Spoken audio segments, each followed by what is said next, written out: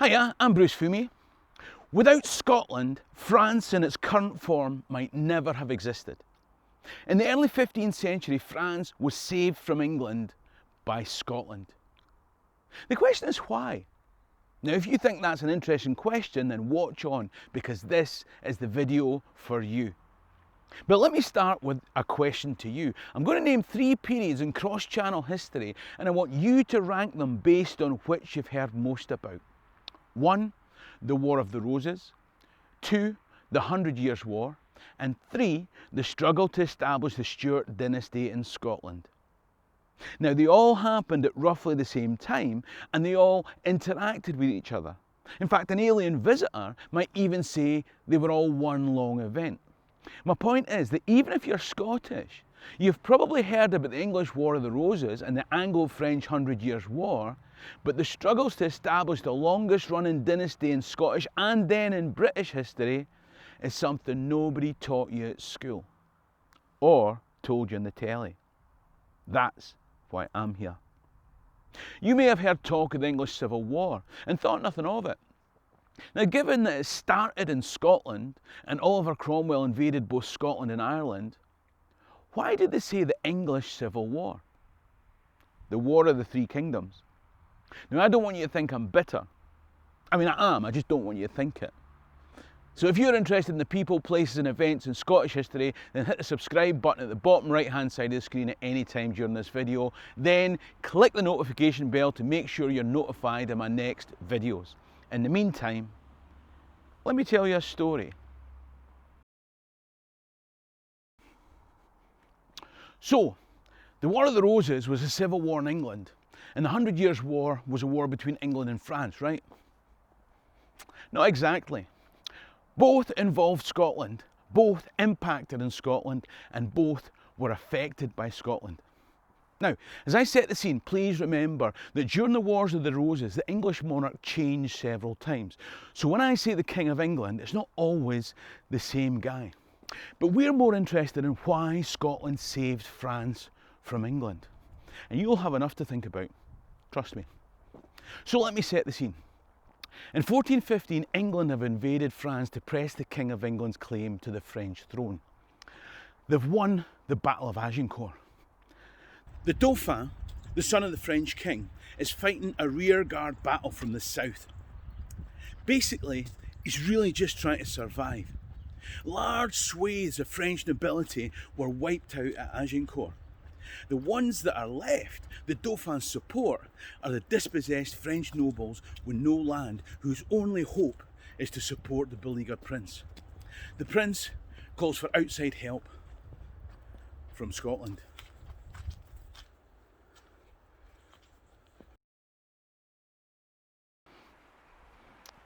So why would Scotland help? The old alliance, you might say. The oldest military alliance in the world. England and Portugal can stick it. Also, David II, the son of Robert the Bruce, had to flee to France as a child during the Second Scottish Wars of Independence. Now, I've got some videos in the detail of that if you're interested. When David died childless, the Stuarts are now on the throne. But some of the current Stuart court had grown up in France at David's court in exile. They're bound to support the Dauphin, surely. Now, for the benefit of the non-Scots that are watching, there's an old Scottish joke, and it goes something like this. A guy walks into a baker's shop, and he sees the cakes underneath the counter. And he looks quizzically at them, and he points at one of them, and he says to the baker, "Is that a donut or a meringue?" And the baker says, "No, you're right enough, it's a donut." "A meringue?" "No, you're right enough, it's a donut." What I'm saying is, that if you think official Scots support was an entirely altruistic expression of cross-Manche fraternity, you're wrong. Now, before you think badly of the Scots, you might like to watch my video, What You Didn't Realise About the Old Alliance. There'll be a link at the end, don't worry. The point is that things weren't straightforward. The Dauphin wasn't the only power in France. There were two competing factions. The Dauphin led what was called the Armagnac faction, and on the other side, the French king, the Dauphin's dad, had gone doolally off his nut Fruit Loop. I think that's French for a schizophrenic episode.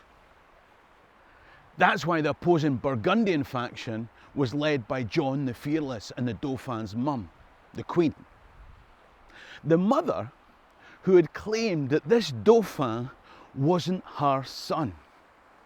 Now, I don't presume to be a medical expert, but when a fat woman loses weight overnight and they say it's a dolphin, you'd think there'd be pictures, eh? Would this be a good point for an advert? So, there were calls for Scotland's help from both the Armagnac faction and the Burgundian faction. This was politically awkward. Now, at the time, Scotland was being run by Robert, Duke of Albany, who was based here in Doune Castle before it was taken over by Monty Python and Outlander fans.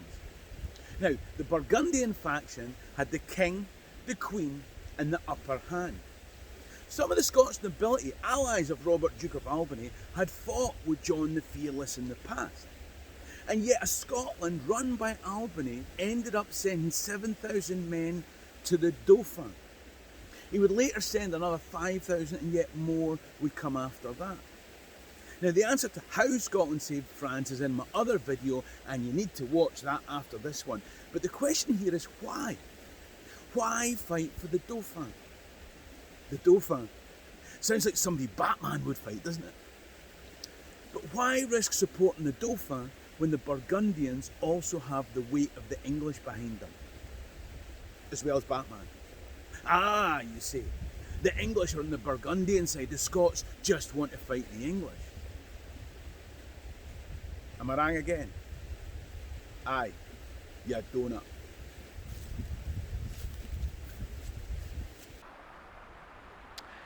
It seems to me that the real reason's far more personal, centred around the interests of a single family.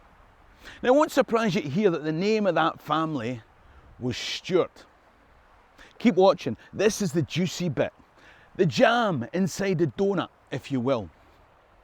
As I said, the Stuarts had recently become the royal family of Scotland. Robert II was the first Stuart king when David II died. But the story is based around his sons and grandsons. Now, two of his sons were Robert III, the King of Scotland, and his brother, Robert, Duke of Albany, the guy from Doune Castle who was running the country. Now, Robert III's son was James I of Scotland, and Robert, Duke of Albany's son was Murdoch. Now, since 1406, the English had held both James and Murdoch as hostages.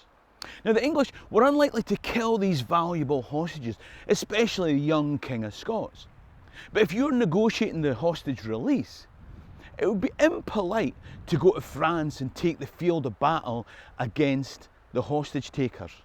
So you see, Robert, Duke of Albany wouldn't want to support the Burgundians because they were allied to the English. But neither would he be too keen to support the Dauphin and the Armagnac side when the English hold his son and his nephew as hostage. What to do?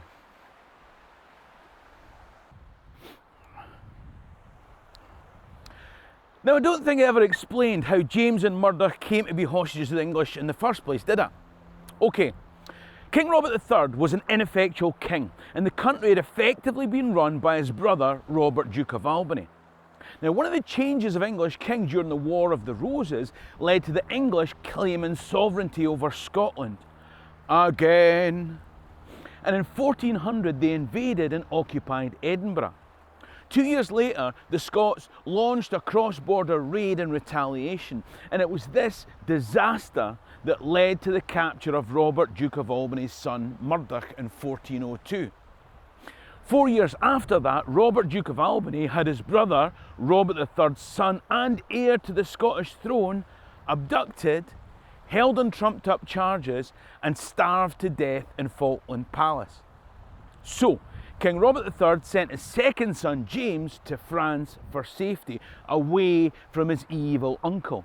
Now en route he was captured by English pirates and taken as prisoner to the English king. Oh, when Robert III hears this, the shock kills him. So when James was captured, he wasn't James I. He became James I in England shortly after he was captured. Now, this is going to be confusion for English folk because they think James VI is James I, and he also became James I in England. But that was 200 years later, and we need to save France before we can take over England. The point is, clearly the English king wants a huge ransom for King James. But why would Uncle Robert want to pay the ransom? Uncle Robert, Duke of Albany, now has free rein to run Scotland from this castle. Although his own son Murdoch's also a hostage, and that is a problem. In 1415, the English defeat the French at the Battle of Agincourt. In 1416, Robert, Duke of Albany, negotiates the release of his son Murdoch. Now his son is free, but his nephew, the king, is still held in England. Now Robert had to starve James's elder brother to death. He doesn't even have to do that with James. The English can do it for him. And that is why in 1418 the Scots sent 7,000 men to aid the Armagnacs in the war in France. Robert, Duke of Albany, wasn't helping one side of a royal family feud in France, he was helping himself in the Stuart family feud in Scotland. Now don't switch off, we're not finished. Now I've got one more thing to tell you, but I also want to leave a link below so you can visit the town of the Stuarts, Aubigny-sur-Nière in France, where they have an annual Scottish festival and Old Alliance celebration. Worth a visit, I'd say. But what about James I? You see, James I becomes an English hostage at the age of 12.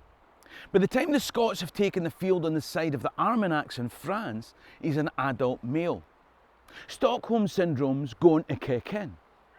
But let's imagine you were James. You grew up in England. You've been educated by the English. You've even been knighted by the English king. When that English king asks you to go with him, as he fights against the men sent by the evil uncle who's let you languish as a hostage for years, what do you say? And that's why you have the spectacle of the Scottish king and the English army fighting against his own men in the French army. Of course, when James is eventually released to come home after 18 years in England, he does two things. He chops off the head of Murdoch and the Albany faction, and he renews the old alliance with France. Now, let me know you enjoyed this, but more importantly, go and watch my video, How the Scots Saved the French from the English, here. And what you didn't realise about the Old Alliance, here. In the meantime, ha mi an dóchas gwn bí lá má live. Cheerio and Rasta.